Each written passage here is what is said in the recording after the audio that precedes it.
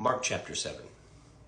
Then came together with him Pharisees and certain of the scribes, which came from Jerusalem. And when they saw some of his disciples eat bread with defiled, that is to say, with unwashed hands, they found fault. For the Pharisees and all the Jews, except they wash their hands oft, eat not, holding the tradition of the elders. And when they come from the market, except they wash, they eat not, and many other things there be which they have received to hold, as the washing of cups and pots, brazen vessels and tables. Then the Pharisees and scribes asked him, Why walk not the disciples according to the tradition of the elders, but eat bread with unwashed hands? He answered and said unto them, Well hath Isaiah prophesied of you hypocrites, as it is written, This people honoreth me with their lips, but their heart is far from me. Howbeit in vain do they worship me, teaching for doctrines the commandment of men. For laying aside the commandment of God, ye hold the tradition of men, as the washing of pots and cups, and many other such things ye do. And he said unto them, Full well ye reject the commandment of God, that ye may keep your own tradition. For Moses said, Honor thy father and thy mother, and whoso curses thy father or mother, let him die the death. But ye say, if a man shall say to his father or mother, It is Corban, that is to say, a gift, by whatsoever thou mightest be profited by me, ye shall be free. And ye suffer him no more to do aught for his father or his mother, making the word of God of none effect through your tradition, which ye have delivered, and many such like things do ye. And when he had called all the people unto him, he said unto them, Hearken unto me, every one of you, and understand. There is nothing from without a man that entereth into him can defile him, but the things which come out of him, those are they that defile him. If any man have ears to hear, let him hear. And when he was entered into the house from people, his disciples asked him concerning the parable. And he saith unto them, Are you so without understanding also?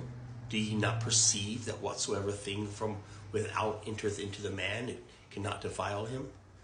Because it entereth not into his heart, but into his belly, and goeth out through the draught, purging all meats. And he said, That which cometh out of a man, that defileth him.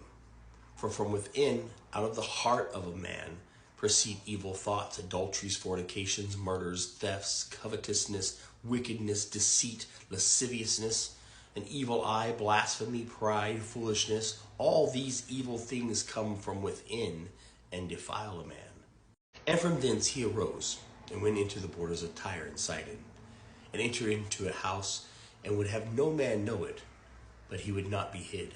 For a certain woman, whose young daughter had an unclean spirit, heard of him, and came and fell at his feet.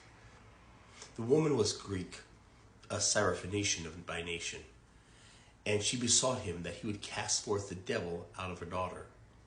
But Jesus said unto her, Let the children first be filled, for it is not meet to take the children's bread and to cast it unto the dogs. And she answered and said unto him, Yes, Lord, yet the dogs under the table eat of the children's crumbs. And he said unto her, For this saying, Go thy way, the devil is gone out of thy daughter. And when she come home to her house, she found the devil gone out, and her daughter laid upon the bed. Again, departing from the coast of Tyre and Sidon, he came into the Sea of Galilee, through the midst of the coast of Decapolis. And they bring unto him one that was deaf, and had an impediment in his speech.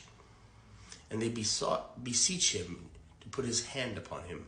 And he took him aside from the multitude, and put his fingers in his ears. And he spit and touched his tongue. And looked up into heaven, he sighed, and saith unto him, Apaphatha, that is to be opened. And straightway his ears were opened, and the string of his tongue was loosed, and he spake plain. And he charged them that they should tell no man, but the more he charged them, so much the more a great deal they published it, and were beyond measure astonished, saying, He hath done all things well. He maketh both the deaf to hear, and the dumb to speak.